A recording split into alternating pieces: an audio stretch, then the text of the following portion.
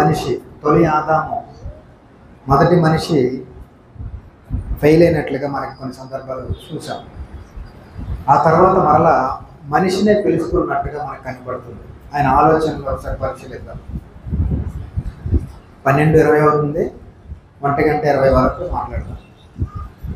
ముందే చెప్పేశాను కాబట్టి తొందరగా ముగించాలి, లేటుగా ముగిస్తాను అనుకోకండి, తొందరగా ముగిస్తాను కూడా అనుకోకండి. కరెక్ట్గా 1:20 ముగించడానికి ప్రయత్నిస్తాను. సంతోషం. అబ్రహామును దేవుడు పిలిచినట్లుగా మనం ఆదికాండం 12వ అధ్యాయంలో మనం చూస్తాం. అబ్రహామును ఆయన పిలిచాడు.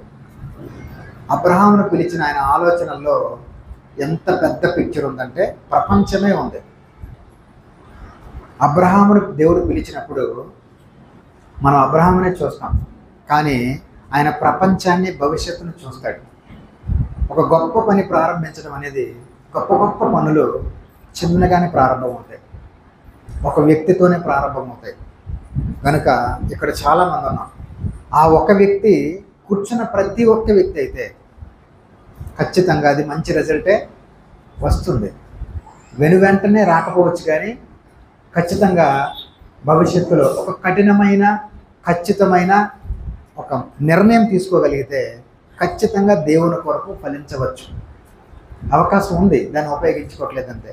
దేవుడు అబ్రహామును పిలిచినప్పుడు ఆయన ఒక్కడే, కానీ అబ్రహాం లోబడ్డం వలన అబ్రహాముతో పాటు ఎవరు వచ్చారు?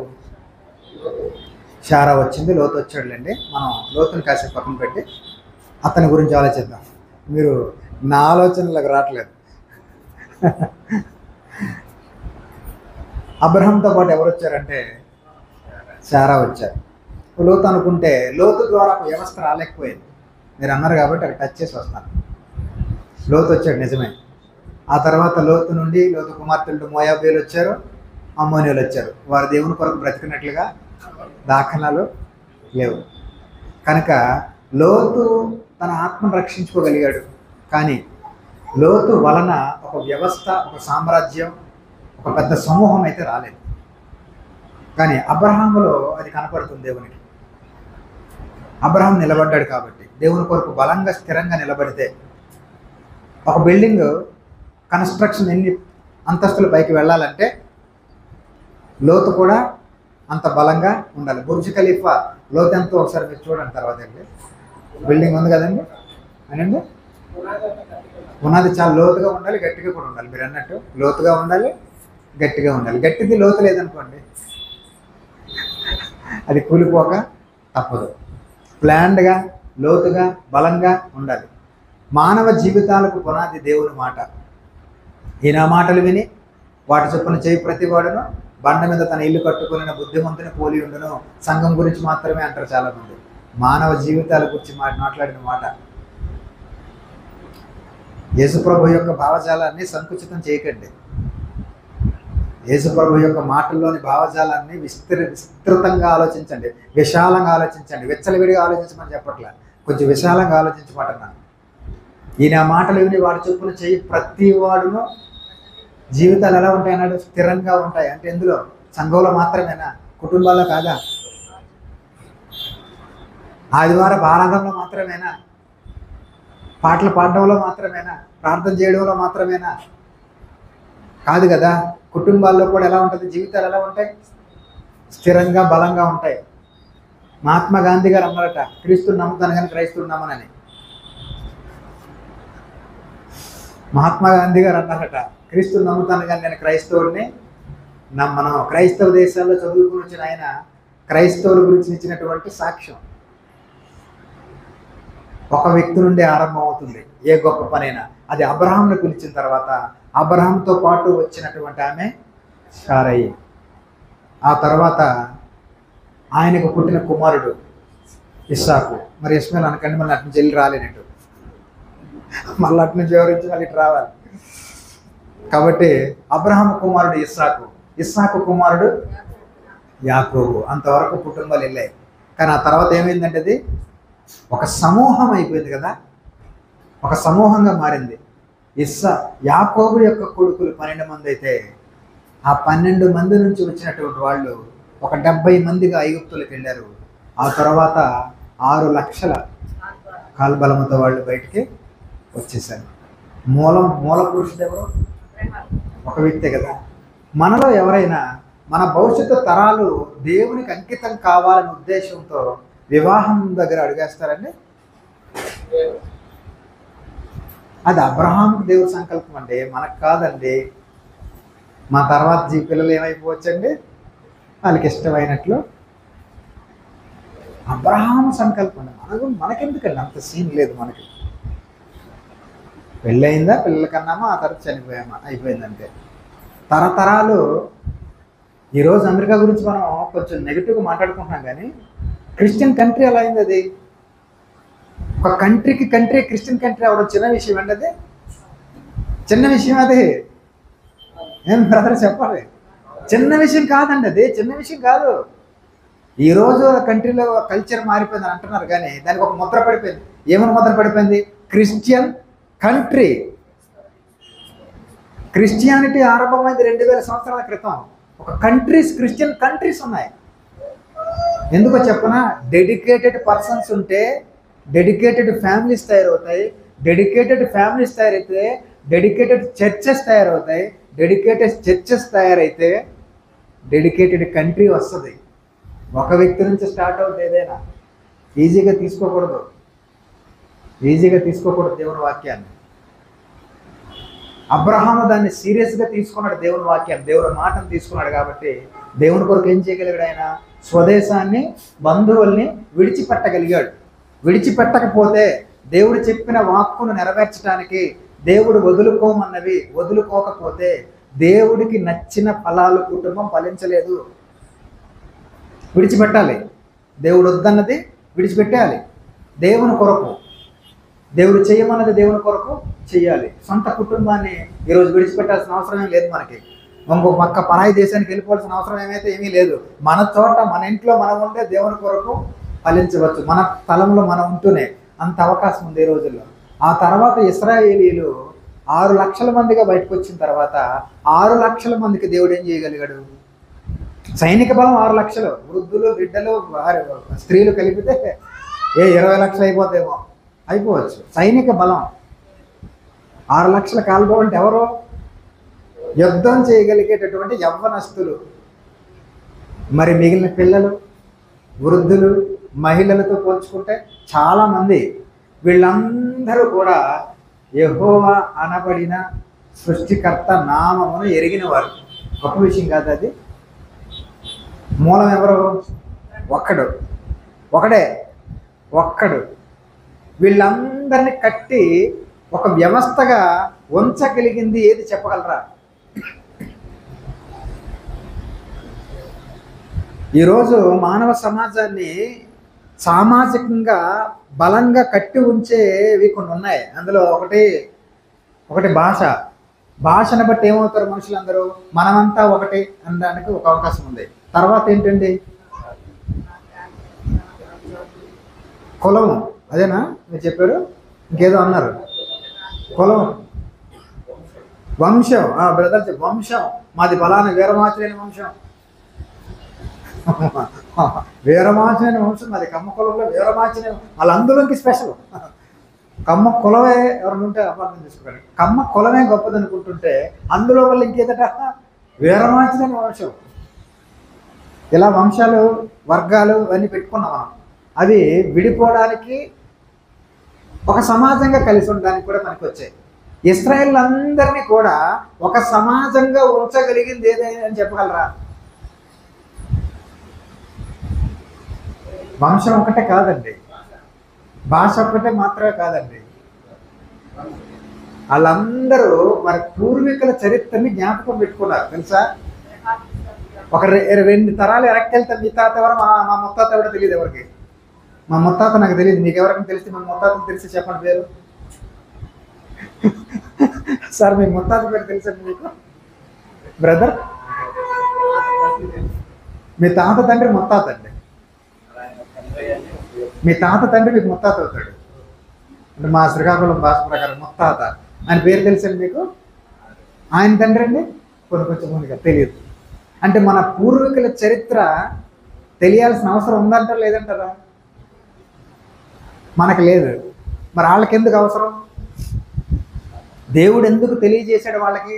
నేను అబ్రహాము దేవుడను, ఇస్సాకు దేవుడను, యాకోబు దేవుడనని ఎందుకు దేవుడు వారికి చెప్తున్నాడంటే, మీ పూర్వీకుడు మహాభక్తుడు, మీ పూర్వీకుడు మీ కొరకు, నా కొరకు తన కొడుకుని కూడా బలిచ్చేయడానికి సిద్ధపడినటువంటి అక్కడి నుంచి వచ్చారు మీరు. మీ పూర్వీకుడైన అబ్రహాము యొక్క దేవుడిని నేనే అని వాళ్ళందరినీ ఒక సమాజంగా ఉంచింది దేవుని నామం. భాష మాత్రమే కాదు, భాష ఒకటే, వంశం ఒకటే, అదొక కారణం. ఆ జాతి రేసిజం అంటున్నారు ఈరోజు దాన్ని. కానీ అంతకు మించి ఏంటంటే అందరికీ మా దేవుడు ప్రత్యేకం. వారు విగ్రహారాధులకి అయినప్పటికీ కూడా వాళ్ళ దేవుడు యెహోవా అని వాళ్ళకి తెలుసు. మోషే గారు వెళ్ళినప్పుడు మోషే మాట విని వారు బయటికి రావడానికి గల కారణం బానిసత్వం ఒకటే కాదు, వాళ్ళకి తెలుసు. లోబడ్డారా లేదా అని తర్వాత సంగతి, వాళ్ళకి దేవుడు తెలుసు. తెలిసేలా ఆ కుటుంబం నిలబడింది. ఎక్కడి నుంచి? ఒక వ్యక్తితో స్టార్ట్ అయ్యి ఒక వ్యక్తి వరకు.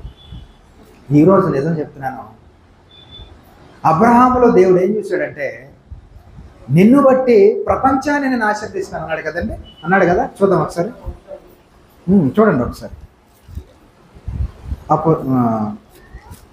ఆదికాండం 12వ అధ్యాయం కొద్దాం, 3వ వచనం. నిన్ను ఆశీర్వదించు వారిని ఆశీర్వదించెదను, నిన్ను దూషించు వారిని శపించెదను. భూమి యొక్క సమస్త వంశములు నీయందు ఆశీర్వదింపబడునని అబ్రహాముతో అనగా. భూమి యొక్క సమస్త వంశములు అంటే మనుషులందరూ అనేనా, లేదంటే కొందరనా? అందరూననే. క్రీస్తు ద్వారా, అందులో క్రీస్తు కనిపిస్తున్నాడు మనకి, క్రీస్తు ప్రభువు వారు అందులో కనబడుతున్నారు. భూమి యొక్క సమస్త వంశములు నీ ద్వారా ఆశీర్వదించబడతాయంటే అబ్రహాము యొక్క లైన్లోనే ప్రభు వచ్చారు. ప్రభు ద్వారా ప్రపంచమంతటికి ఏం ప్రకటించబడింది? సువార్త ప్రకటించబడింది. ప్రపంచమంతటికి ఎవరు ప్రకటించారు? అపోస్తులు ప్రకటించారు. అపోస్తుల తదనంతరం ఎవరు ప్రకటించారు? ఆదిమ సంఘాలు ప్రకటించారు. ఆదిమ సంఘాలు తదనంతరం ఎవరు ప్రకటించారు? ఆ తర్వాత వాళ్ళు ప్రకటించారు. అలా ప్రపంచ దేశాలకి సువార్త వెళ్ళిపోయి కొన్ని దేశాలే క్రైస్తవ దేశాలు ప్రారంభం అయిపోయాయి. అంటే దాని వెనకాల కష్టపడిన వ్యక్తులు, కుటుంబాలు ఏమనుకుంటున్నారు మీరు? ఉన్నారండి, ఉన్నారు, భార్యలు ఉన్నారు.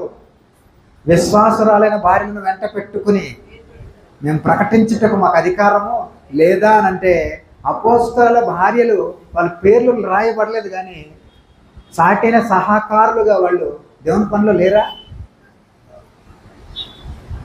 నిజంగా కుటుంబాలు దేవుని కొరకు నిలబడగలిగితే దేవుని పని చాలా గొప్పగా జరిగే అవకాశం ఉంది. కుటుంబాలు దేవుని కోసం నిలబడాలి, బలపడగలగాలి. చాలామంది సువార్త ప్రకటించడంలో ఆసక్తి చూపిస్తున్నారు, మంచిది. మా శ్రీకాకుళంలో చాలా ఎక్కువ అయిపోయింది అది. సువార్త ప్రకటించడానికి ఇక్కడ కూడా ఉంటుంది, చాలా ఎక్కువైపోతుంది అక్కడ. సువార్త ప్రకటించడానికి గ్రామాలకు వెళ్తున్నారు, నాకు కూడా చాలా ఇష్టమే వెళ్ళడం.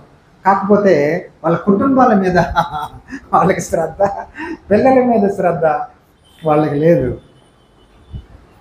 పిల్లల మీద శ్రద్ధ వాళ్ళకి లేదు. కాబట్టి కుటుంబం మీద, సంఘము మీద, కుటుంబం మీద శ్రద్ధ పెట్టగలిగితే సంఘము, కుటుంబాలు కలిసి దేవుని సువార్తను ప్రజలకు ప్రకటించడానికి అనేక రూపాలు, వీధుల్లోకి వెళ్ళి కరపత్రాలు పంచడం ఒక్కటే కాదు, అది ఒక్కటే అనుకుంటున్నారు చాలామంది సువార్త అని. అది టాపిక్, వేరే సంగతి. ఇప్పుడు నేను చెప్పబోయేటటువంటి ముఖ్యమైన విషయం ఏంటంటే, కుటుంబాన్ని నిలబెట్టడంలో ప్రధాన పాత్ర పోషించేది బైబిల్ చెప్తున్నమాట ప్రేమ. బైబిల్ చెబుతున్నమాట ప్రేమ. చూడండి, మత్తయి సువార్త 24వ అధ్యాయం చూద్దామా? యేసు ప్రభు వారు ఏమంటున్నారో చూద్దాం ఒకసారి. కుటుంబాన్ని కట్టుకోవటానికి, నిలబెట్టడానికి, ఆ కుటుంబం కూలిపోవటానికి చాలా ముఖ్యమైనది. మత్తయి సువార్త 24వ అధ్యాయం 12వ వచనాన్ని చదువుదామండి. అక్రమము విస్తరించుట చేత అనేకుల ప్రేమ ఏమంటుందన్నాడు? చల్లారిపోతుంది. అంటే అర్థం ఏమో చెప్పగలరా? చల్లారిపోవడం ఏంటి అంటే, వేడి వేడి ఫుడ్ చల్లారిపోయినట్ట, చల్లారిపోద్దని, తగ్గిపోద్దని. అక్రమము విస్తరించటం వలన మనుషుల మధ్య ఏం తగ్గిపోతుంది? ప్రేమ తగ్గిపోతుంది. ప్రేమ తగ్గిపోవడానికి కారణం ఏంటి? అక్రమము. దేవుడు ఒక క్రమాన్ని పెడితే, కుటుంబ క్రమాన్ని పెట్టాడు, మానవ జీవన విధానం ఒక క్రమాన్ని పెట్టాడు. ప్రతిదానికి క్రమమే ఉంది. ప్రకృతిలోని అణువు మొదలుకొని విశ్వంలో ఉన్న ప్రతి పదార్థం వరకు మానవ జీవితాల్లో ప్రతి వ్యక్తికి కూడా దేవుడు ఒక క్రమాన్ని పెట్టాడు. ఆరాధనకి ఎలా క్రమం ఉందో కుటుంబానికి కూడా క్రమం ఉంది. ఆ కుటుంబ క్రమం ఏంటి? భర్త, భార్య, బిడ్డలు. ఇది కదమ్మా క్రమం. ఆ క్రమం తప్పుతుందా లేదా ఏదో చెప్పండి. ఇశ్రాయేలీల్లో ఈ క్రమం, కుటుంబ క్రమం ఎక్కడైనా తప్పినట్లుగా అక్కడక్కడ ఉంటే ఉండొచ్చు. క్రమం బాగుందా లేదా చెప్పండి. కుటుంబ యజమానిగా పురుషులు బాధ్యత తీసుకున్నారా లేదా? ఇశ్రాయేలీల్లో తీసుకున్నారు కదమ్మా, బాధ్యత తీసుకున్నారు. ఆ బాధ్యత నిర్వర్తించారా లేదా? వాళ్ళు నిర్వర్తించారు. భార్యలు వారికి లోబడ్డారా లేదా? లోబడ్డారు. ఇప్పుడు ఏం జరుగుతుంది? ఎంతవరకు సక్సెస్ అవుతుంది అది? స్త్రీలు చెప్పండి అమ్మా. స్త్రీలందరూ పర్ఫెక్ట్గా భర్తలకి లోబడుతున్నారమ్మా? ఎలా అంటున్నారు అందరూ? లోబడట్లేదు. లోబడుతున్నారు అనకండి, లోబడట్లేదు అనండి. ఎక్స్ప్రెషన్ ఒకటి డైలాగ్ ఇంకోటి అయిపోతుంది. ఓకే, లోబడట్లేదు. లోబడట్లేదంటే కుటుంబ క్రమము కొనసాగుతున్నట్లా కొనసాగనట్లా? చూసారా? వ్యవస్థ విచ్ఛిన్నం అయిపోవడానికి కారణం ఏంటి? నేను, నా స్వాతంత్రం, నా సంతోషం.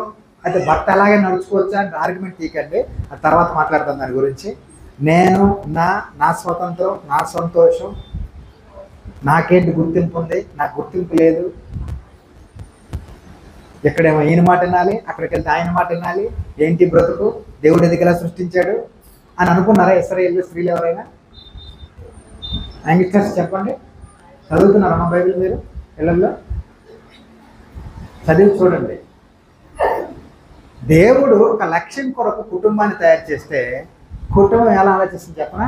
వాళ్ళ లక్ష్యాల కోసం, సెల్ఫ్ ఎజెండా. దాన్ని ఏమంటారు? మనకు అర్థమే భాషలో మాట్లాడదామా? ఒక రాజకీయ పార్టీ ఉందనుకోండి, పార్టీ మొత్తం కలిసి ఒక లక్ష్యం కోసం కదండి పనిచేస్తుంది. ఏమండి? ఒక లక్ష్యం కోసం. ఇందులో కార్యకర్తలు, ఇందులో సభ్యులు ఎవరి లక్ష్యం కోసం వాళ్ళు పనిచేశారు అనుకోండి, పార్టీ నిలబడద్దండి. వ్యవస్థ, పార్టీ అంటే ఒక వ్యవస్థ, రాజకీయ వ్యవస్థ కదండి పార్టీ. కూలి మొత్తం ఉంటుందా? అండ్ రెండు పార్టీలు కలిసి పనిచేయడం సులువా కష్టమా? కష్టం. ఇప్పుడు రెండు పార్టీలు అయ్యాయి. ఎవరు? భార్య ఒక పార్టీ, భర్త ఒక పార్టీ. ఇద్దరు కలిపి పొత్తులో ఉన్నారు, వివాహం అనే పొత్తులో ఉన్నారు. ఇద్దరికి ఒక లక్ష్యం ఉంటే కలిసి ఉండగలరు. వేరు వేరు లక్ష్యాలు ఉంటే అస్సలు జరగదు పని. మా ఆంధ్రాలో రెండు పార్టీలు పొత్తులో ఉన్నాయి. ఒకటి టీడీపీ, మరొకటి జనసేన. ఎందుకు కలిసి ఉన్నారు చెప్పండి? ఒక లక్ష్యం. ఏంటది? జగన్మోహన్ రెడ్డి. అవునా? కొంచెం ప్రాక్టికల్గా ఆలోచించండి. వాళ్ళు ఎందుకు కలిసారు చెప్పండి? ఇద్దరికి ఒక లక్ష్యం ఉంది కాబట్టి. మళ్ళీ సెల్ఫ్ ఎజెండా కూడా ఉంది. ఈయన సీఎం అవ్వాలి నీకు ఉంటుంది, ఈయనకి లేదా? సేమ్ అయిపోవాలి. ఇప్పుడు డిప్యూటీ సీఎం అయ్యారు. మీరు మా రాజకీయాలను ఫాలో అవుతున్నారు లేదో? మేము ఎక్కువ పెద్ద ఫాలో అవ్వట్లేదు. మా రాజకీయం నేను ఫాలో అవ్వను. మరి మీ రాజకీయాలు నాకు తెలియదు, పెద్దగా తెలియదు. ఇక్కడ మీరు ఫాలో అవుతూ ఉండొచ్చు అనుకున్నాను కొంతమంది. ఇద్దరు కలిసి ఎందుకు ఉన్నారంటే ఒక లక్ష్యము ఉంది కాబట్టి. భార్యాభర్తలు ఇద్దరి లక్ష్యము దేవుడైతే ఖచ్చితంగా కలిసి ఉంటారు. వ్యవస్థ విచ్ఛిన్నం అవ్వదు.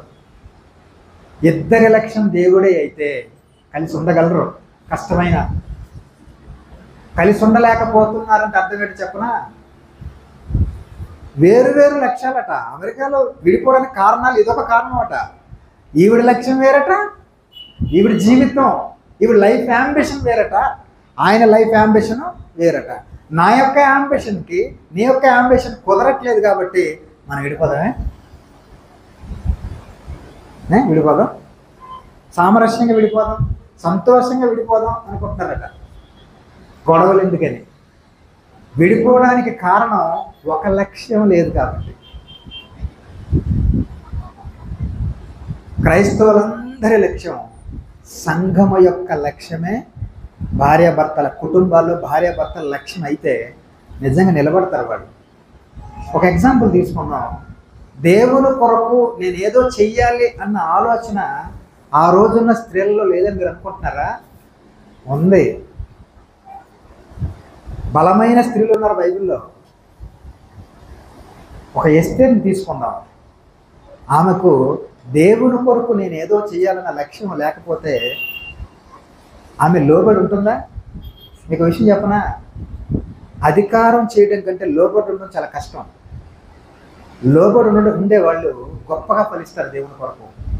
దురదృష్టకరమైన సంగతి ఏంటంటే భర్త దేవునికి లోబడకపోయినా భార్యలు భర్తలకు లోబడుతున్నారు. చాలామంది భార్యలు మన భారతదేశం, భర్త దేవునికి లోబడకపోయినా భార్య మాత్రం భర్తలకు లోబడుతున్నారు.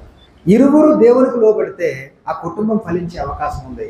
దీనిలో కీ రోల్ పోషించేది ప్రేమ అని బైబిల్ చెప్తుంది. ప్రేమ ఎంత బలమైందో ఒక మాట మీకు చూపిస్తానండి. పరమగీతం ఒకసారి చూద్దాం. పరమగీతములు 8వ అధ్యాయము 6వ వచనం చూద్దామండి. ప్రేమ మరణమంత బలవంతమైనది. అంటే మరణమంత బలం దానికి ఉంది అంటున్నాడు. ప్రేమ మరణమంత బలవంతమైనది అంటే అర్థం ఏంటంటే ఇంగ్లీష్లో చాలా స్పష్టంగా చెప్తాడు. ప్రేమ ఎంత బలమైందంటే మరణానికి ఎంత బలం ఉందో ప్రేమకు అంత బలం ఉందని. అంటే భూమి మీద భౌతికంగా అన్నిటికంటే పవర్ఫుల్ ఏది? మరణమే కదా. అది ఎవరినైనా ఏం చేయగలదు? ఎవరినైనా అది కబళించేస్తుంది, ఎవరినైనా మింగేస్తుంది. అఫ్కోర్స్ దాన్ని ప్రభు మింగేసాడులేండి, అది వేరే విషయం. కానీ ప్రేమకున్న పవర్ని చెప్పడానికి మరొక దాంతో పోల్చడానికి ఇక్కడ గ్రంథకర్తకి మరి ఆలోచన రాలేదు అని అంటున్నాడు. మరణమంతా బలమైనది. తర్వాత ఏమంటాడు? ఈర్ష్య పాతాళమంతా కఠోరమైనది. దాని జ్వాలలు అగ్ని జ్వాల సమములు. అది యెహోవా పుట్టించు జ్వాల. తర్వాత 7వ వచనంకి వచ్చింది బ్రదరు. అగాధ సముద్ర జలము ప్రేమను ఆర్పజాలదు. నదీ ప్రవాహములు దాని ముంచివేయ జాలవు. ప్రేమకై ఒకడు తన స్వాస్యం అంతా ఇచ్చినను. చూడండి, ప్రేమను కొనలేము అంటున్నాడు ఇక్కడ. ప్రేమని కొనలేము అంటున్నాడు. రచయిత చాలా బాగా జనరల్గా పరమగీతలకు వాడరు, కానీ చాలా మంచి విషయాలు ఉంటాయి ఇందులో. ప్రేమ ఎంత గొప్పదంటే ఎంత బలమైంది అని అడిగితే ఇక్కడ రచయిత చెప్తున్నాడు, ఈయన మరణం అంత బలమైందని అంటాడు. ప్రేమను దేంతోనైనా కొనగలమా అని అంటే బైబిల్ చెప్తున్న సాక్ష్యం కొనలేమంటుంది. అంటే సమాజంలో ప్రేమ కోసం మాట్లాడు, దేవుని సంబంధమైన ప్రేమ గురించి మాట్లాడుతున్నాడు. దేవుని ప్రేమ కుటుంబాల్లో ఒకవేళ ఉన్నట్లయితే, ఈ ప్రేమ ఉన్నట్లయితే అది చాలా విలువైంది, దాన్ని డబ్బుతో కొనలేమని అన్నారు. నాకు ఒక మాట గుర్తొస్తుంది. కార్ల్ మార్క్స్ ఒక మాట అన్నాడు మానవ బంధాల గురించి, కుటుంబ బంధాల గురించి. ఆయన ఒక మాట అన్నాడు. ఆయన ఏమన్నాడంటే మానవ సంబంధాలన్నీ ఆర్థిక సంబంధాలు అన్నాడు.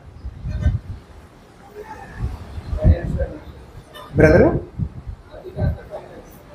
అంటే డబ్బుతో ముడిపడిన బంధాలు అని అతని ఉద్దేశం. అదే మానవ బంధాలన్నీ కూడా దేంతో ముడిపడి అంటున్నాడు ఆయన? డబ్బుతో ముడిపడినవి అన్నాడు. డబ్బుతో ముడిపడిన బంధాలు దేవుని కొరకు ఫలించలేవు. డబ్బు అనేది ఒక కీరోలు పోషిస్తుంది నిజమే, కానీ కుటుంబాల మధ్య ఉండవలసిన బంధం గురించి ఇక్కడ చెప్తున్నాడు. ఇక్కడ వెడ్డెడ్ మ్యారీడ్ లైఫ్ గురించి మాట్లాడతాడు. అంటే దీని ఏంటంటే ప్రధానం చేయబడినటువంటి ఒక పురుషునికి స్త్రీకి మధ్య ప్రధానం చేయబడిన పురుషుడు స్త్రీ, వాళ్ళిద్దరి మధ్యలో ప్రేమ కోసం మాట్లాడుతుంటాడు పరమగీతంలో. మాట్లాడుతూ ఆ ప్రేమ ఎంత బలమైంది అని చెప్తూ మరణమంత బలమైంది అంటున్నాడు. దాన్ని కొనడానికి నువ్వేమిచ్చినా సరిపోదట. ఏమన్నాడు కింద? ప్రేమకై ఒకడు తన స్వాస్యమంతా ఇచ్చినను ఏమవుతట చివరికి? తిరస్కారముతో అతడు త్రోసివేయబడినట్టు అవమానమే మిగులుతుంది తప్ప నువ్వు కొనలేవయ్యా అని అంటున్నాడు. కుటుంబాల మధ్యలో భార్య విషయంలో భార్య భర్తకి లోబడాలన్నది నిజమే, కానీ భర్త ఎంత ప్రేమించాలి అన్నది ఇక్కడ పాయింట్. అండ్ బ్రదర్, కుటుంబం నిలబెట్టుకోవడానికి అండి, దేవుళ్ళలో నిలబెట్టుకోవడానికి ఎంత ప్రేమించాలి, ఏ స్థాయిలో ఆలోచిద్దాం బ్రదర్. ఏ స్థాయిలో? ఇందులో పెళ్ళి కాని వారు చేస్తున్నానా? పురుషుల కోసం, స్త్రీల పక్కన పడి పెళ్ళి కానివారు, తమ్ముడు నువ్వు, నాన్న నువ్వు మరీ చిన్నవాళ్ళు ఎత్తది అవసరం తెలిసిపోతుంది, ఎత్తకపోయినా పర్లేదు. ఇద్దరే ఎక్కడ ఉన్నారు? అందరు పెళ్ళి అయిపోయిందా? బ్రదర్ మీరు రెండో వ్యక్తి చివరి నుంచి మ్యారేజ్ అయిపోయిందండి. ఓకే, అందరూ అయిపోయినట్టు అయితే. అయితే ఇక్కడ ఎక్కువ మంది పెళ్ళైన వారు ఉన్నారు. దీన్ని బట్టి భర్తలు భార్యని ఎంత ప్రేమించాలి ఏదో చెప్తారా చెప్పండి నాకు కొంచెం, ఎందుకంటే నాకు పెళ్ళి అవ్వలేదు.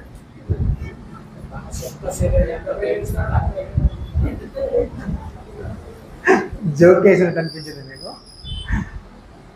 మీరే చెప్పాలి ఎంత ప్రేమించాలి. నాకు ప్రాక్టికల్ ఎక్స్పీరియన్స్ లేదు కానీ బైబిల్లో బట్టి నీకు చెప్పగలను. కొలబద్ద లేదండి, ఉంది బ్రదర్. చాలా వరకు వచ్చారు మీరు దగ్గరికి వచ్చి, వాక్యం చూస్తున్నారు కాబట్టి మీరు దగ్గరికి వచ్చారు. బైబిల్ తెలియకపోతే చెప్పలేరండి. బైబిల్ తెలియకపోతే చెప్పలేమండి, బైబిల్ తెలియాలి. చూద్దామండి.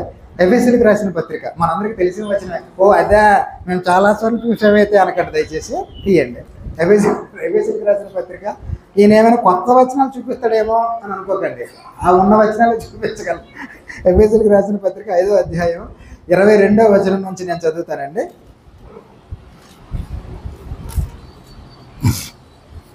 ఎఫెసీయులకు రాసిన పత్రిక 5వ అధ్యాయం.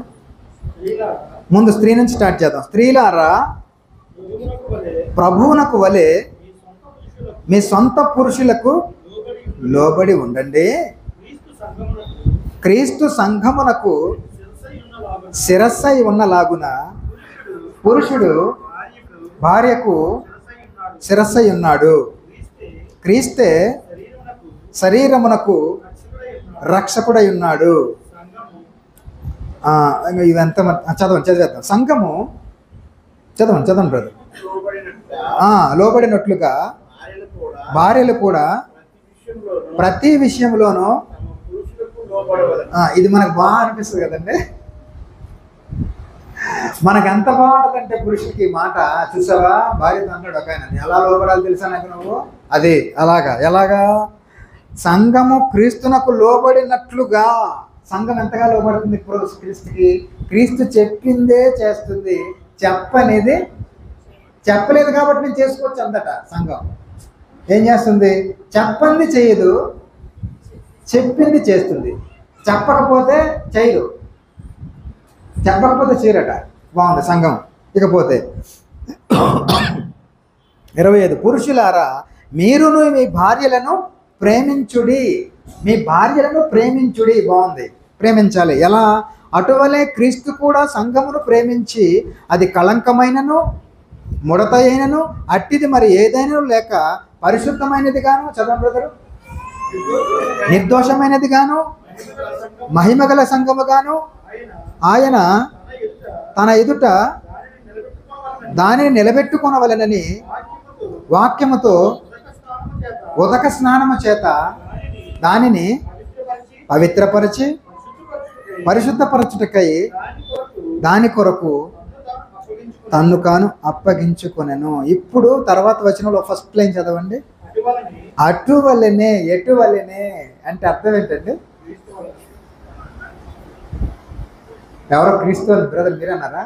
అటువలనే అంటే క్రీస్తుని గురించి చెప్పి, క్రీస్తు సంఘము కొరకు ఎంత త్యాగము ఆయన చేశారో చెప్పి, సంఘము కొరకు ఎంత కిందికి దిగజారాడో చెప్పి, ఒక లక్ష్యం కొరకు ఆయన కిందికి దిగిపోయాడు. అసలు తగ్గటం అన్నది మన జీవితాల్లో ఉండదు, ప్రభు జీవితంలో ఉంది. ఎందుకంటే మనం తగ్గటం అంటే అర్థం ఏంటి? సరిదిద్దుకోవటం. మన దృష్టిలో మన లెక్కల ప్రకారంగా తగ్గటం అంటే ఏంటి? సరిదిద్దుకోవటం అంతే. కానీ దేవుని లెక్కల ప్రకారంగా తగ్గడం అంటే ఆ స్థితిని విడిచిపెట్టి కిందకు వచ్చాడు ఆయన. సంఘం అంటే ఎవరంటే మనుషులే. మనుషుల కొరకు దేవుడే చేసినప్పుడు భార్య కొరకు నువ్వు చేయడానికి నీకేంటి నొప్పి అంటున్నాడు దేవుడు. అదే చెప్తున్నాడు అక్కడ. అటువలనే అంటే క్రీస్తు వలనే పురుషులు కూడా తమ సొంత శరీరము వలె తమ భార్యలను. మీరు చెప్పింది రైటే బ్రదర్, మీరు చెప్పింది రైటే. అయితే అక్కడ చిన్న యాడ్ చేయాల్సింది ఏంటంటే అటువలనే అంటే క్రీస్తు వలనే తమ సొంత శరీరము వలె తమ భార్యలు ఏం చేయాలి? ప్రేమించాలి. మంచి వ్యవస్థ నిర్మాణానికి మంచి మందు అనాల, సూత్రం అనాల.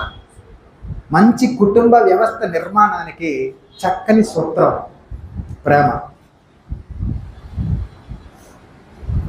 క్రీస్తుకు ప్రపంచం దాసోహం అయిపోయింది. ఎందుకో చెప్పరా? నిజమైన ప్రేమ చూపాడు కాబట్టి. నేను నమ్ముతున్నాను, నిజమైన ప్రేమ చూపితే స్త్రీలు లోబడతారని నాకు నమ్మకం ఉంది. మీరు నమ్ముతారా బ్రదర్? బ్రదర్, దేవుడు చెప్పాడు కదా, మా ఆవిడ నాకు లోబడదు అని కంప్లైంట్ చేసే వాళ్ళు ఉన్నారు. లోబడదని కొంతమంది ఉండొచ్చు. కాకపోతే క్రీస్తు వలె ప్రేమించిన భర్తలు ఉంటారా లేదా అన్నది పెళ్లి చేసుకున్న వారు ఇప్పుడు నాకు చెప్పాలి. క్రీస్తు వలె భార్యని, స్త్రీలను కాదు భార్యని ప్రేమించేవారు ఉంటారా లేదా చెప్పాలి. చెప్తే నేను కొనసాగిస్తాను.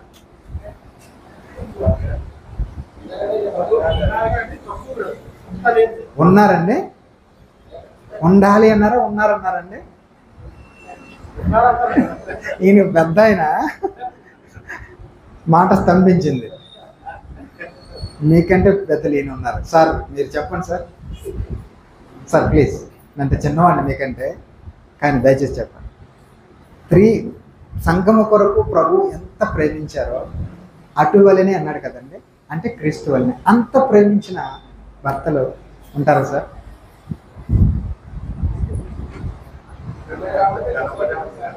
కష్టం అన్నారు కదా, పెద్దలు చెప్పారు సాక్ష్యం, ఇంకా మీ పిల్లలు చెప్పాల్సిన అవసరం లేదు. సార్ మీరు పెద్దలే, సార్ మీరు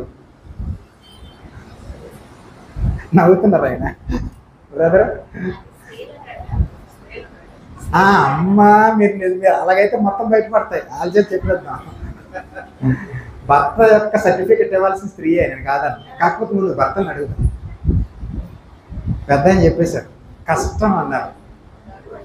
ఇప్పుడు నేను చెప్పే ఆన్సర్ నేను చెప్పనా? మంచి కుటుంబం తయారవటం కష్టం. లోపం ఎక్కడుందో ఇప్పుడు మనకు బయటకు వచ్చింది. అదే సార్. ఇప్పుడు మనం ఇది మార్చుకోవచ్చా మార్చుకోలేమో చెప్పండి. ఉంది, లేదని కాదు. యంగ్స్టర్స్కి అవకాశం ఉంది. ఆల్రెడీ ఆయన ఇందాక నుంచి నవ్వుతారు సార్, మీరు చెప్పాలి. అంత ప్రేమించే భర్తలు ఉన్నారండి? ఉంటే సంతోషం. ప్రాణం ఇచ్చేంత, కళంకమైనను ముడతైనను ఉన్న అది తొలగించేంత, అక్కడికి వెళ్ళేసరికి కష్టమైపోతుంది కదండి. భార్య పొరపాటు చేసిన క్షమించి మార్చుకునేంత ఉన్నారు. ఉంటే సంతోషం.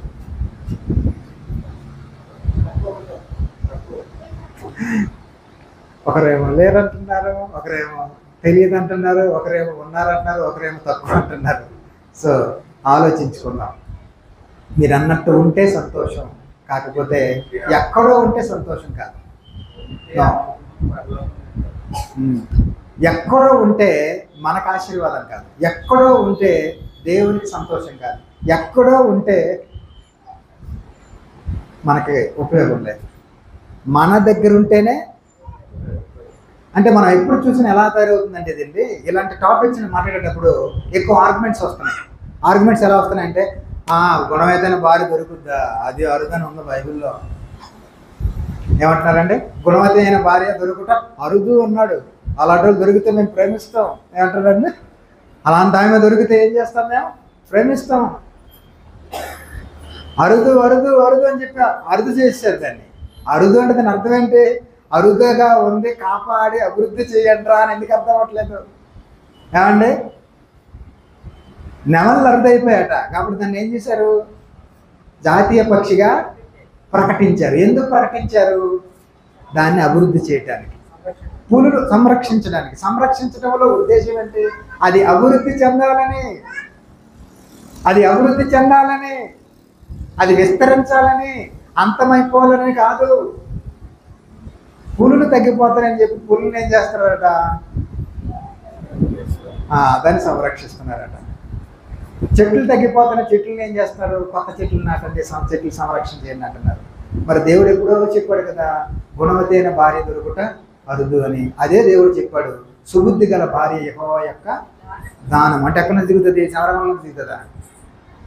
సుబుద్ధి గల భార్య దిగు అని దిగుతుందా? ఎక్కడ తయారవుద్ది? సుబుద్ధి గల భార్య ఎక్కడ తయారవుద్ది? ఎక్కడో తయారవుద్ది. నేను తయారు చేయను.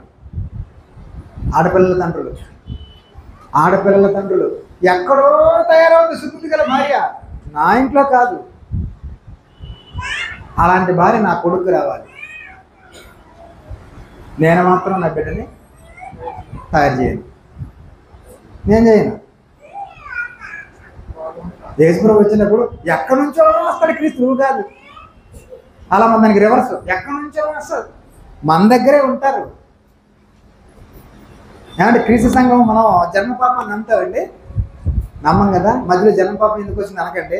ఎందుకంటే జన్మపాపం నమ్మలేదంటే దాని అర్థం ఏంటి? యథార్థమైన పుట్టుకలు మనకి దేవుడు ఇస్తున్నాడనే కదా, అంతే కదా. మరి పెంపకం వల్ల కదా ప్రాబ్లం వస్తుంది. చూడండి ఎక్కడి నుంచి ఎక్కడికి వెళ్ళిపోయిన సమస్య. కాబట్టి పురుషుడు తన భార్యను ప్రేమించాలి, క్రీస్తు సంఘమును ప్రేమించాడు అంటే, ఒక ఆయన ఏమన్నాడంటే పవిత్రురాలైన కన్యక కాబట్టి ప్రేమించాడండి అన్నాడు. ఇలాగే ఒక ఆయన నాతో అన్నాడు, పవిత్రురాలైన కన్యక కనుక ప్రేమించాడండి అంటే. అప్పుడు అడిగాను, బ్రదరు సంఘం అంటే ఏంటంటే, సంఘం అంటే మనమేనండి అంటే, మనం రక్షించబడకముందు ఎవరు అండి అంటే. అప్పుడు ఆగాడు. రోమపత్రిక 3:23 ప్రకారంగా ఏ భేదమో లేదు, అందరూ పాపము చేసి దేవుడు అనుగ్రహించి మహిమను పొందలేకపోతున్నారు అన్నాడు కదా. అంటే మనుషులందరూ పాపులే కదా, పాపులను రక్షించడం యేసుక్రీస్తు లోకమునకు వచ్చెను అన్నావు. అది హెడ్లైన్ తీసుకుని క్రీస్తు సంఘమును ప్రేమించేందుకు తీసుకో అంటే, పాపులే మారి సంఘముగా ఏర్పడ్డారు. మరి పాపుల్ని ప్రేమించాడు కదా, మార్చడానికి ప్రయత్నించాడు కదా, మార్చడంలో సక్సెస్ అయ్యాడు కదా. అలాగని పాపాత్మురాలు తీసుకొచ్చి పెళ్లి చేసుకొని చెప్పట్లేదు నేను, కానీ ఇష్టమైన మంచి భార్యను చేసుకున్నావు, మరి ఆమెని ఎంత ప్రేమించాలని చెప్పాడు ఇక్కడ. అటువలనే పురుషులు తమ సొంత శరీరము వలె తమ భార్యలను ప్రేమింప బద్ధులై ఉన్నారంటే అర్థం ఏంటి? ఇంకా వేరే ఆప్షన్ లేదని బద్ధులై ఉన్నారంటే అర్థం ఏంటి? బద్దలైపోయారన్నా, దానికి ఇంకా వేరే ఆప్షన్ లేదు. నువ్వు బద్ధుడై ఉండాలంతే, నీకు ఆప్షన్ లేదు. అంటే భార్యని ప్రాణం ఇచ్చేంత ప్రేమించటమే నీ డ్యూటీ అని చెప్పాడు అంతే. నీ యొక్క బాధ్యత అంతే. ఇంకా అంటే అప్పగించిన బాధ్యత నెరవేర్చడంలో పురుషులందరూ, లోకంలో పురుషులు పక్కన పెడతాం, సంఘంలో పురుషుల గురించి మనం ఆలోచిద్దాం. కుటుంబాన్ని కట్టడంలో ప్రధానం. ఎందుకు ఈ మాట చెప్తున్నానంటే, భూమి మీద 2 శరీరాలతో ఏర్పడిన తొలి బంధం భార్యాభర్తల బంధమే, తల్లి బిడ్డల బంధం కాదు. భూమి మీద మొదటి రిలేషన్షిప్ ఏంటంటే శరీరపరంగా మొదటి బంధము భార్యాభర్తలదే, శారీరకంగా మాట్లాడితే. ఆ తర్వాత వారి తల్లిదండ్రులు అయ్యారు. అది పునాది, కుటుంబ వ్యవస్థకి భార్యాభర్తలు పునాది. అక్కడే ప్రాబ్లం వస్తుంది. ఇప్పుడు ఒక మంచి కుటుంబం తయారవ్వాలంటే భార్యని ప్రేమించే భర్త ఉంటే భార్యని ఎలా ప్రేమించాలో బిడ్డకు అర్థం అవుద్ది, కొడుకు అర్థం అవుద్ది. రోజు తన్ని తగిలే తంతుంటే పట్టుకొని రోజు దెబ్బలట్లు అవుతుంటే ఎలా పిల్లలు నేర్చుకుంటారు చెప్పండి? ప్రాక్టికల్గా నేర్చుకోవాలి పిల్లలు కదా. మాట చేత క్రియ చేత నేర్పించాలి, మాటలతో క్రియలతో నేర్పించాలి. చాలామంది మాటలతో నేర్పిస్తారు, క్రియలతో నేర్పించరు భార్యని ప్రేమించడం ఎలాగో. నాకు తెలిసిన, నేను చిన్నప్పుడు నాకు తెలిసిన ఒక 2 భార్యాభర్తల గురించి, నాకు నేను చూసిన భార్యాభర్తల గురించి చెప్తున్నాను. ఇద్దరు బైబిల్ ట్రైనింగ్ వెళ్ళారు, ఇద్దరు సేవకులు అయ్యారు. ఆయన బాప్టిస్ట్లో సేవకుడుగా పనిచేశాడు. ఆయన బాగా విందాం. ఆయన బాప్టిస్ట్ సంఘంలో పనిచేశాడు సేవకుడుగా, బైబిల్ ట్రైనింగ్కి వెళ్ళాడు. తన భార్యను తనతో పాటు తీసుకెళ్ళిపోయాడు. ఇద్దరికి కలిపి ట్రైనింగ్ ఉండేదట వాళ్ళ బాప్టిస్ట్లో.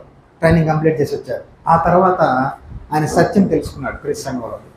తెలుసుకుని సత్యంలోకి వస్తే భార్యని మార్చడానికి సుమారుగా ఆయనకి ఒక 15-20 సంవత్సరాలు పట్టింది. భార్యని మార్చుకోగలిగాడు, సత్యంలోకి తీసుకురాగలిగాడు, ఒక సంఘాన్ని స్థాపించగలిగాడు. తనకంటే ముందు భార్య చనిపోయింది. భార్య జ్ఞాపకాలు అతను చనిపోయినంత వరకు అతను విడిచిపెట్టలేదు. దేవుని పని చేస్తూ ఉన్నప్పటికీ ప్రాణం ఇచ్చేంత ప్రేమ అతనిలో ఉందో లేదో అని నాకు తెలియదు, కానీ భార్య అంటే ఎంత ప్రేమించాడో నాకైతే కనిపించింది. చిన్నప్పుడు చూసాం. ఎంతగా ఆమె లోబడిందంటే తన భర్తకి ఒకానొక సందర్భంలో ఆమె ఏడుస్తూ చెప్పిన మాట, తన భర్త మరణానికి దగ్గర అయిపోయాడు. ఒక సందర్భంలో బ్రతికి లేచి వచ్చాడు. చనిపోయినప్పుడు ఆమె బయటకున్న మాట, ఆ దేవుడు నా ప్రాణం తీసేసి నా భర్తని బ్రతికిస్తే దేవుని సేవ బాగా చేస్తాడు కదా అన్నది. ఆమెకి అతనంటే ఎంత ప్రేమో మేము చూసాం. ఆయనకి తన భార్య అంటే ఎంత ప్రేమో మాకు తెలుసు. ప్రాణం ఇచ్చేంత ప్రేమ ఏమో నాకు తెలియదు, కానీ ఆ మాత్రం ప్రేమ ఉంటే సరిపోద్దేమో అని నాకు అనిపించింది. అప్పుడు మంచి కుటుంబం తయారవ్వగలదు. ఆ తర్వాత వారి కుటుంబంలో సేవకులు తయారయ్యారు. ఆ తర్వాత సంఘాలు కూడా తయారయ్యాయి. కానీ ఆ తర్వాత అది కొనసాగలేదు కొంతమందిలో. నేను చెప్పే పాయింట్ ఏంటంటే, అబ్రహాంతో ఆరంభమైనటువంటి ఒక వ్యక్తితో ఆరంభమైనటువంటి ఆ పని తర్వాత కుటుంబంగా, ఆ తర్వాత అతిపెద్ద కుటుంబంగా, ఆ తర్వాత ఒక సమాజంగా మారి ప్రపంచాన్ని గడగడలాడించిన ఒక గొప్ప సమాజంగా వారు ఐగుప్తు నుంచి కదిలొచ్చి దేవుని గురించి ఆ మార్గం అంతట్లో ప్రకటించుకుని రాగలిగారు. ఒక్క వ్యక్తి నుంచి వచ్చింది ఇదంతా, ఒక్క వ్యక్తిలో నుండే.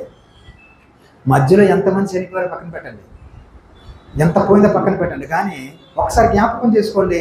ఐగుప్తు నుంచి వారి ప్రయాణాన్ని జ్ఞాపకం చేసుకుందాం. వాళ్ళు ఎక్కడైనా ప్రభువు గురించి ఒక్క మాట చెప్పారా? దేవుడి గురించి ఒక మాట చెప్పారా? కానీ ప్రపంచానికి దేవుడిని ప్రకటించారా లేదా? చెప్పండి, ప్రకటించారు కదా. ఈరోజు క్రైస్తవ కుటుంబాలందరి దగ్గర, అందరి చేతుల్లోనూ బైబిల్ ఉన్నాయి. అందరూ కూడా బైబిల్ చదువుతున్నారు, అందరూ సంఘాలకు వస్తున్నారు, దేవుళ్ళు అందరూ ఎదగాలని ఆశపడుతున్నారు. కానీ కుటుంబాలను బలంగా కట్టుకోవాలని, సంఘాన్ని కట్టాలి. సంఘాన్ని కట్టాలంటే కుటుంబాన్ని కడితే సంఘాన్ని కట్టినట్టే. కొత్త వ్యక్తులు రావాలి, కొత్త వ్యక్తులు రావాలంటారు, నిజమే, మంచిదే. కానీ ఉన్న వ్యక్తులు దేవుని వాక్యంలో బలంగా నిలబడితే చాలా బాగుంటుంది కదా. కానీ ఇశ్రాయేలీయులు తదనంతరం ఎలా చెడిపోయారో, కుటుంబాలు ఎలా చెడిపోయాయో దాన్ని చూసి మనం కూడా మనకి ఏమైనా సిమిలర్గా ఉన్నాయేమో చూద్దామండి. మీకా గ్రంథంలోకి వెళదాం. మీకా గ్రంథం 7వ అధ్యాయం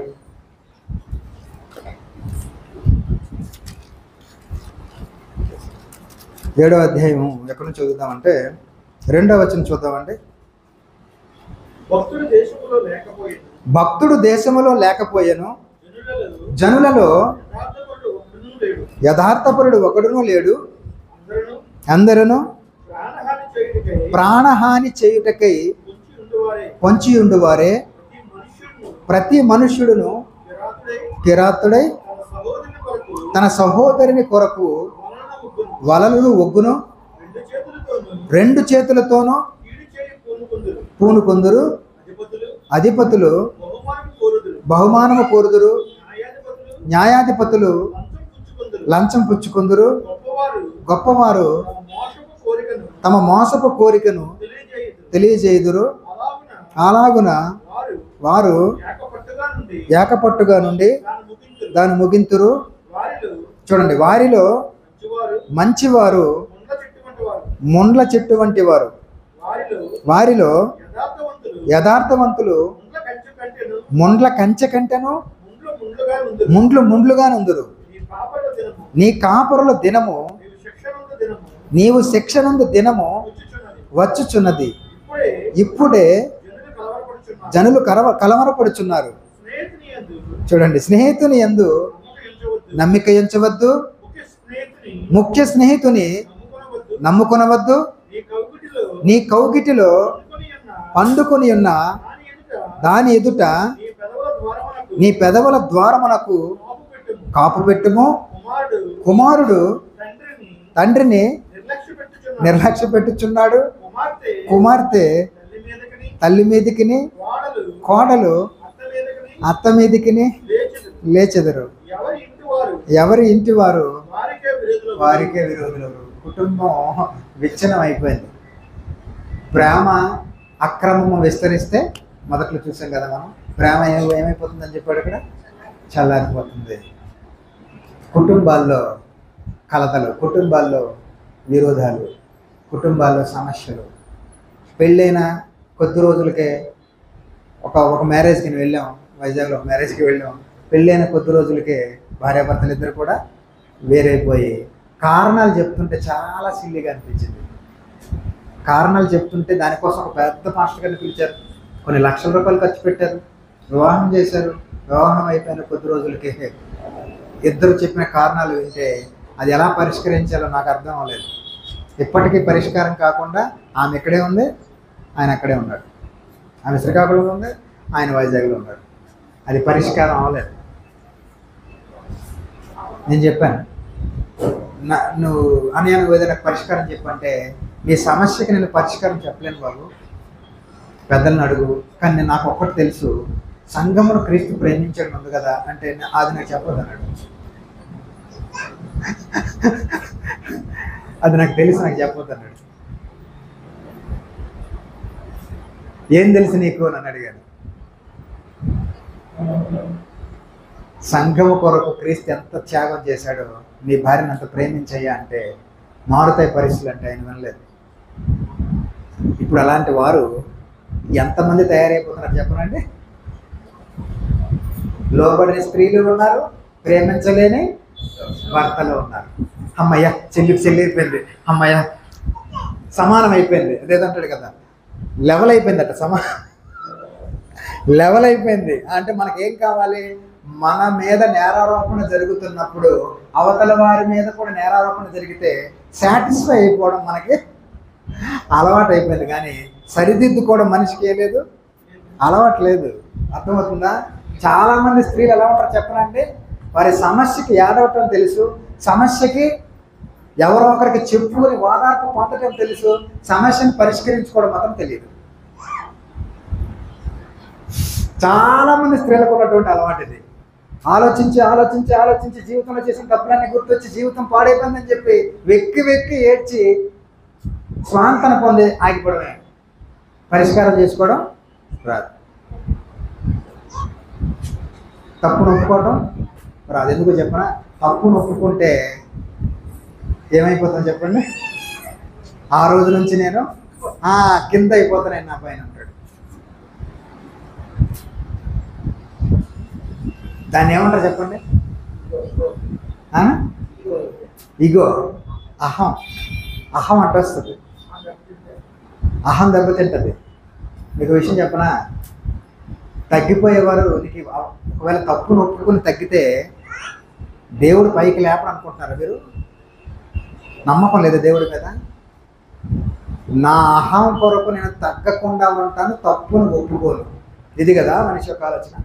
నా అహం కొరకు ఏం చేస్తాను, నేను తిరిగి నేను కేసేస్తాను. లేని కేసులో మా దగ్గర ఎంత తీసుకున్నాడో అంత తీసుకున్నాడు, ఎక్స్ట్రా మనం పెట్టి ఏం చేయాలి, అతన్ని మనం ఏం చేయాలి, ఆధిపత్యం చెలాయించాలి. భర్త మీద భార్య ఆధిపత్యం చెలాయించాలనుకుంటుంటే భార్య మీద భర్త ఆధిపత్యం చెలాయించాలని ఎంత ప్రయత్నం చేస్తారండి. నువ్వు తగ్గంటే నువ్వు తగ్గు, నువ్వు తగ్గంటే నువ్వు తగ్గు. ఎంతవరకు వెళ్తారు ఇది? ఎంతవరకు వెళ్తారు? పిల్లల్ని బాగు చేయలేరు వీళ్ళు. ఇలాంటి వాళ్ళు మంచి పిల్లల్ని తయారు చేయరు. సమాజానికి మంచి కుటుంబాన్ని తయారు చేసే లక్షణాలు లేవు. అదే చదివాం కదా ఇక్కడ. ఇలాంటి వాళ్ళు వీళ్ళందరూ 7వ అధ్యాయంలో 2వ వచనం చదివాం కదండి. మొత్తం ఎలాంటి వాళ్ళు 8, 6వ వచనం వరకు స్వభావం, మనుషుల స్వభావం. ఇలాంటి వాళ్ళు ఎందుకు తయారయ్యారు? తయారు చేస్తే తయారవుతారు. ఎవరైనా తయారు చేస్తేనే తయారవుతారు. ప్రత్యక్షంగా తయారు చేస్తాము, పరోక్షంగా తయారు చేస్తాం. చెడిపోయిన సమాజం తయారైన సమాజం, అది పుట్టిన సమాజం కాదు. చెడు సమాజం పుట్టదు, చెడు సమాజం తయారవుతుంది. చెడు సమాజం తయారు చేస్తుంది. చెడిపోయిన సమాజం చెడిపోయిన సమాజాన్ని తయారు చేస్తుంది. మంచి సమాజం మంచి సమాజాన్ని తయారు చేస్తుంది. భక్తి కలిగిన సమాజం భక్తి కలిగిన సమాజాన్ని తయారు చేస్తుంది. భక్తిహీనమైన సమాజం భక్తిహీనమైన సమాజాన్ని తయారు చేస్తుంది. అందరూ పొరపాట్లు ఒప్పుకోవాలి. భక్తులు ఏం చేశారు తెలుసా అండి? నెహెమ్యా గారు ప్రార్థన చేస్తూ, నేను నా జనులను చేసిన దోషమును క్షమించని ప్రార్థన చేశాడు. ఆయన ఏం దోషం చేశాడు? దేవుని ముందు క్షమాపణ చెప్పి, ఒకరి ఎడల ఒకరు చేసిన పొరపాట్లకు క్షమాపణ చెప్పి మరలా పునరుద్ధరణ ప్రారంభించాలి. ఇశ్రాయేలీయులు బానిసలు అయిపోయిన తర్వాత మరలా పునరుద్ధరణ జరిగింది వాళ్ళ జీవితాల్లో. ఎన్నో దెబ్బలు తిన్న తర్వాత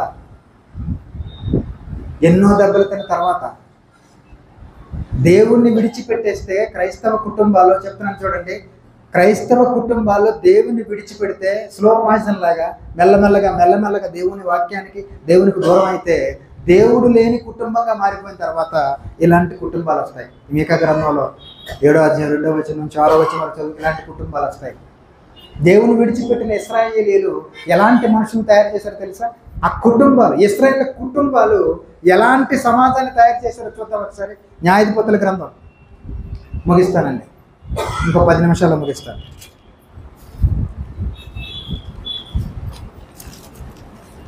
న్యాయాధిపతుల గ్రంథం 2వ అధ్యాయం 10వ వచనం నుంచి చదువుదామండి. ఆ తరము వారందరూ తమ పితరుల యొద్దకు చేర్చబడిరి. వారి తరువాత యెహోవానైనను ఆయన ఇశ్రాయేలీయుల కొరకు చేసిన కార్యములనైనను. ఏంటంటే ఇది ఎరుగని తరము ఒకటి పుట్టింది. అంటే పుట్టినప్పుడే పుట్టడమే తరం, తెలియని తరం పుట్టిందని అనుకోకండి. దాని అర్థం ఏంటంటే యెహోవాని ఎరుగని తరం ఎలా వస్తుంది అంటే దేవుడి గురించి చెప్పకపోతే వస్తుంది, అంతే కదా. ఆయన ఏం ఇన్స్ట్రక్షన్స్ ఇచ్చాడు ద్వితీయోపదేశకాండం 6వ అధ్యాయంలో? నువ్వు కూర్చున్నప్పుడు, లేచినప్పుడు, త్రోవలో నడిచినప్పుడు, వండుకున్నప్పుడు నువ్వేం చేయాలి? దేవుని గురించి మాట్లాడాలని. అది ఇశ్రాయేలుకి చెప్పాడండి కఠినంగా. క్రైస్తవులకు మనకు అది అక్కర్లేదని ఎవరైనా చెప్తారు ఎక్కడైనా? అది ఇశ్రాయేలీలకి, క్రైస్తవులు కాదంటారా? ఇశ్రాయేలీలకి అంత ఇన్స్ట్రక్షన్ ఉన్నప్పుడు మనకు ఉండదంటారా దేవుళ్ళు పెంచడం పిల్లలకి? మంచి భార్యాభర్తలు మంచి పెంపకాన్ని ఇవ్వలేరు. మంచిగా లేని భార్య, క్షమించండి, మంచిగా జీవించని భార్యాభర్తలు పిల్లలకు మంచి పెంపకాన్ని ఇవ్వలేరు. వాళ్ళు పరోక్షంగా చెడ్డ పిల్లల్ని తయారు చేస్తారు. ఒక ఇనప ముక్కను తీసుకోండి, అలా ఎక్కడ మట్టిలో పడేయండి, మీరు ఏం చేయొద్దు, ఏమవుతుంది? అది తుప్పు పడుతుంది కదండి. తుప్పట్టు అని చెప్పారా ఏమండి? మేమేం చేయక్కర్లా, అలా వదిలేస్తే చాలు, అలా తయారవుతారు. పట్టించుకోకపోవడం చెడుగా తయారు చేయటమే. వాళ్ళ కళ్ళకు చూసేవి వినేవి మంచివి లేకపోతే వాడిని పాడు చేయటమే. భార్యాభర్తల మధ్య ప్రేమ ఉంటే, భార్యాభర్తల మధ్య దేవుడు ఉంటే, భార్యాభర్తల మధ్య ప్రేమ ఉంటే, ఒకరి పట్ల ఒకరికి భర్తకి ఎలా లోబడ్డమో తల్లి చూపించకపోతే ఆ కూతురు తన భర్తకి ఎలా లోబడాలని నేర్చుకుంటుందమ్మా.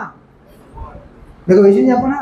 పెళ్ళైన తర్వాత ఈ కుటుంబాలు కూలిపోవడానికి కారణాల్లో తల్లిదండ్రులు కూడా కారణం అట. అదొక రీసెర్చ్, థర్డ్ పార్టీ ఎంటర్ అవుతుంది మధ్యలో.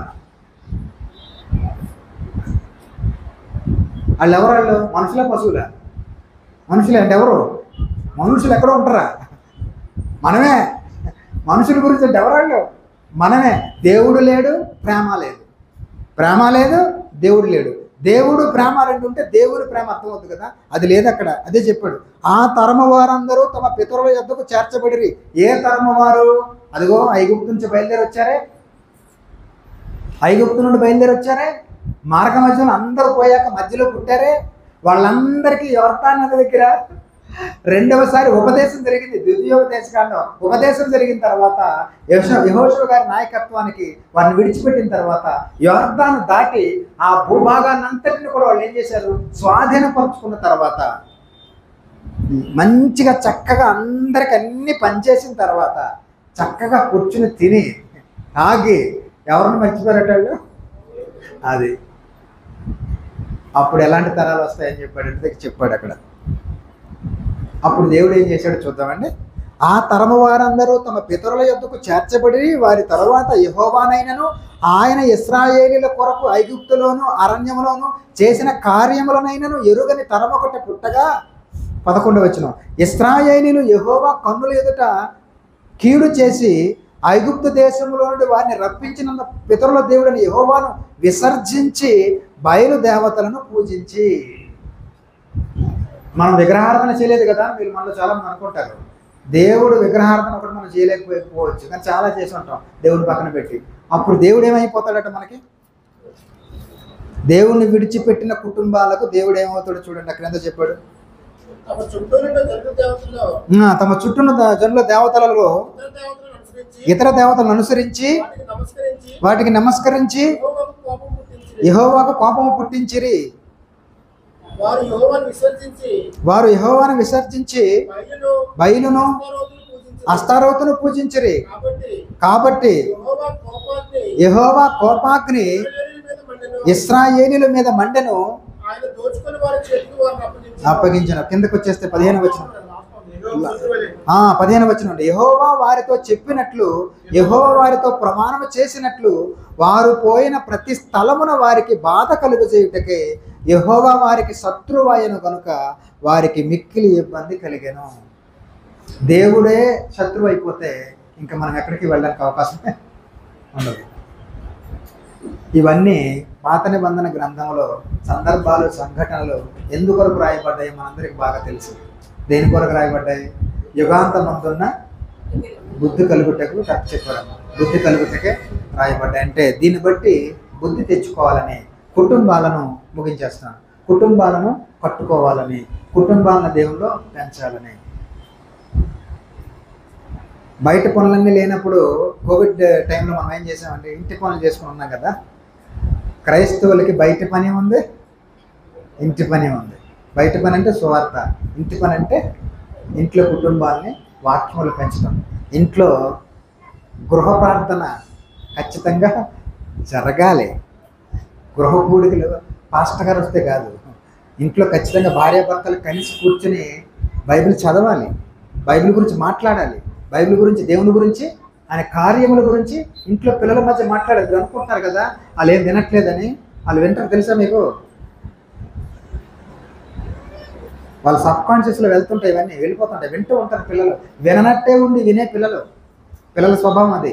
పిల్లలకుండా అద్భుతమైన లక్షణం, విననట్టుగానే ఉంటారు. మీరు మాట్లాడుకుంటుంటే వాళ్ళు పక్క నుంచి వింటారు. మీరు స్ట్రైట్గా చెప్పేదానికంటే మనం మాట్లాడుకునే వాళ్ళు వింటారు. వాళ్ళ జీవితం మీద, ఆలోచనల మీద, వారి మాటల మీద బలమైన ప్రభావం చూపిస్తుంది అది. కుటుంబాల్లో భార్యాభర్తలు ఇరువురు రాజీ పడి, ఒకరికి ఇద్దరు రాజీ పడి, భార్య భర్తకు లోబడాలి, భర్త క్రీస్తు వలె ప్రేమించాలి. ప్రేమ తగ్గిపోతే కుటుంబాలు నాశనం అయిపోతాయి. అక్రమము పెరిగితే ప్రేమ చల్లారిపోతుంది అన్నాడు. ప్రేమ తగ్గిపోతున్నప్పుడు దానిని పెంచవలసిన బాధ్యత ప్రధానంగా కుటుంబ యజమాని మీదే ఉంటుంది. యజమానిని నేనైనా బాధ్యత నాది కాదంటే కుటుంబం కట్టబడదు. ఒక్క వ్యక్తితోనే, మరలా చెప్తున్నాను, ఒక్క వ్యక్తితోనే మార్పు మొదలవుతుంది. ఒక్క వ్యక్తితోనే ఒక గొప్ప సమాజాన్ని దేవుడు తయారు చేశాడు. బైబిల్లో మనకు అది ఎగ్జాంపుల్గా ఉంది. ముగిస్తున్నాను ఇంతటితో. బ్రదర్ వచ్చి మిగతా కార్యక్రమం చూడండి.